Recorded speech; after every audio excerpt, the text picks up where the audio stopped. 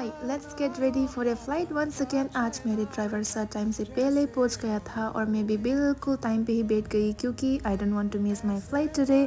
But as usual traffic में तो फंसना ही है और हम पहुंच गए terminal 3 airport and today we were operating Kathmandu back which means Kathmandu जाके वापस हम आएंगे दिल्ली। इमिग्रेशन क्रॉस करने के बाद हम पहुंचे हमारा एयरक्राफ्ट पहुंचते ही मैंने प्री बुक आइटम्स का कार्ड सेटअप कर लिया था एंड उसके बाद I prepared water tray for our valuable customers on board. Meantime पे मेरी फ्रेंड आई पीछे से। We started gossiping some chit-chats about life, how life is going now. I'll show you the view from Kathmandu airport.